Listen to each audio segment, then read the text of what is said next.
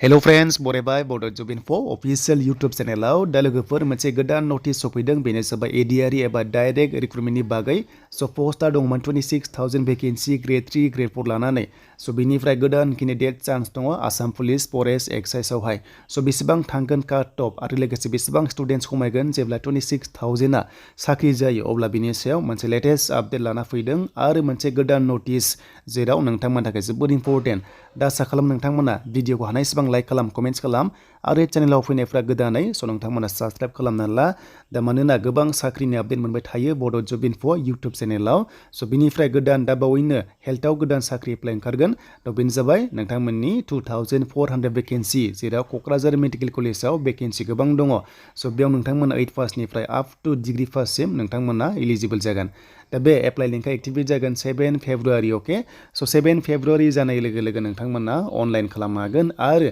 स' नोंथांमोना आंनाव भिडिअ मोननो हागोन एप्लाइ प्रसेसखौ दा जों फैबाय अफिसियेल साइडआव स' ग्रेड 3 आव फैनाय लोगो लोगो नोंथांमोना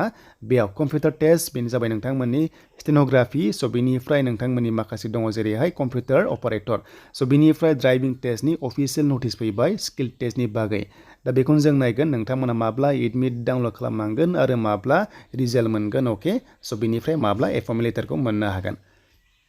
दा बे जाबाय लोगोफोर केटेगरि 3 आवहाय ग्रेड 3 आव गोग्लैगोन ड्राइभार पस्टआ स' नोंथांमोननि स्किल टेस्टआ 11 निफ्राय 12 निफ्राय 18 एन्ड 19 आव जासिगोन बेनो जाबाय स्किल टेस्ट एबा ड्राइभिं टेस्ट दा बेयाव नोंथांमोना पास जानाय लोगो लोगो साख्रि मोननो हासिगोन स' बे जागायसिगोन नोंथांमोना 11 फेब्रुवारिनिफ्राय स' बेखायनो बयबो रेडि जादो 6 फेब्रुवारि जानाय लोगो लोगो नोंथांमोना एडमिट डाउनलड खालामनानै थांनो हासिगोन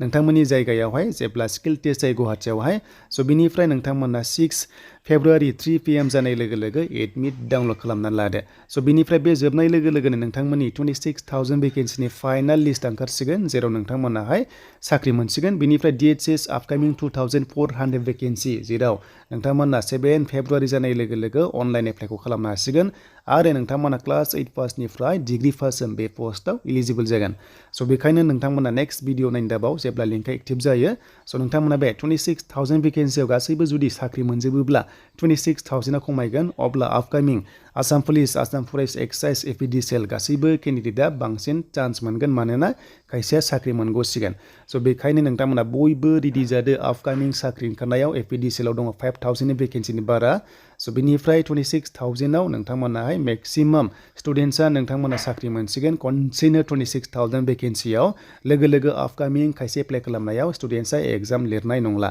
स' जियानो जा लोगोफोर नेक्स्टआव भिडिअ नेदो आरो जेब्ला गोदान आपडेट फैयो स' नोंथांमोननो लाना फैगोन बड' जब इनफो इउटुब चेनेलाव